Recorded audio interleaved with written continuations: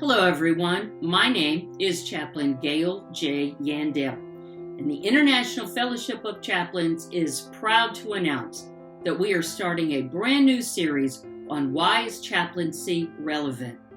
I want to kick off our series today by talking about where is chaplaincy used today?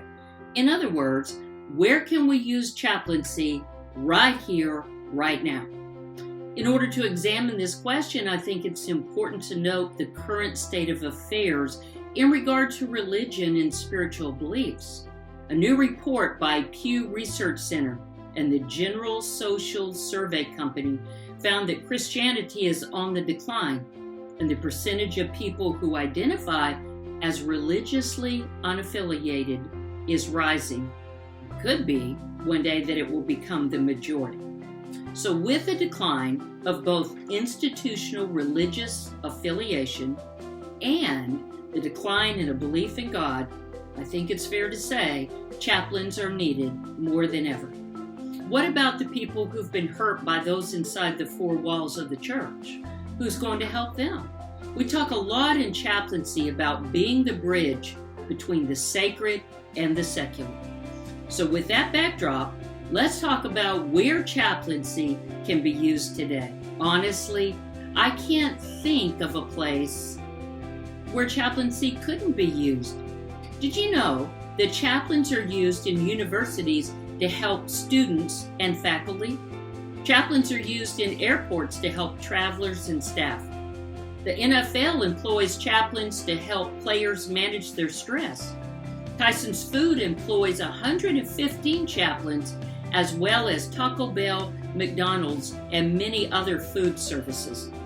The Department of Justice provides funding for chaplains to assist local police departments in responding to crime, natural disasters, and terrorist attacks. The federal government employs as many as 6,000 chaplains in federal prisons, the military, and at the Veterans Administration. Healthcare organizations, including an estimated 2/3 of hospitals, account for another 10,000 chaplains in the United States. Wow, I think this speaks to the importance of chaplains serving right here, right now. Chaplains exist at the complex intersection of spirituality and mental health, where the line between a spiritual crisis and a mental health crisis is not always clear, even to the person who's experiencing it. We have often said that chaplains are crisis interventionists. So with that said, let's consider the workplace and how chaplains can serve there.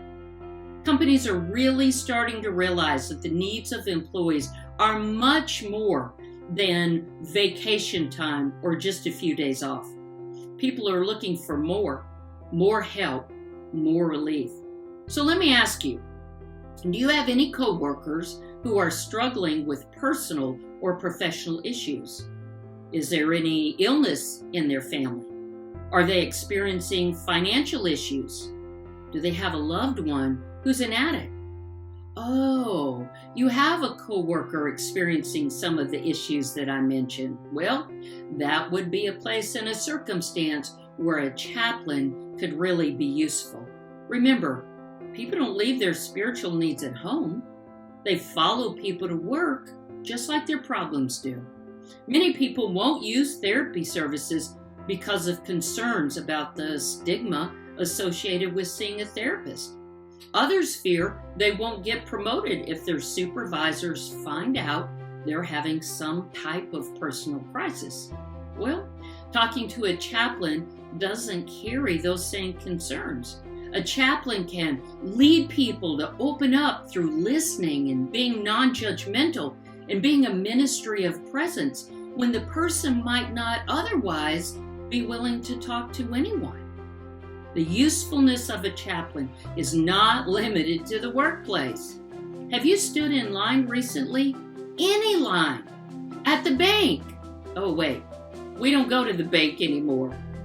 How about a long line at a checkout counter? Have you noticed that some people have zero patience? they're quick to have an outburst or to get angry. Some of the best chaplains I know put on their uniform and walk around Walmart and stand in the checkout line. If you wear it, they will come. People will come out of the woodwork to talk to you when they see chaplain on your shirt. Why? Because people want to be heard and no one is listening. We carry the fragrance and peace of Christ. No wonder people are drawn to us. They see Him overflowing in and through us. When I was in seminary, I learned a lot of great things. What I did not learn was how to help people. Chaplaincy gave me the practical tools to know how to support people, listen to them, and help those in crisis. Have a neighbor who is suffering, have a friend in trouble. That is the work of a chaplain. Where can a chaplain be used today? Anywhere that people are hurting and suffering. Why a chaplain? Because we've been trained for such a time as this. People think chaplaincy is about going out and getting a big job. But really, it's about ministering to those we meet every day. It might be a big job for some, but for many of us, it's about using the tools of chaplaincy to serve those that the Father puts in our path.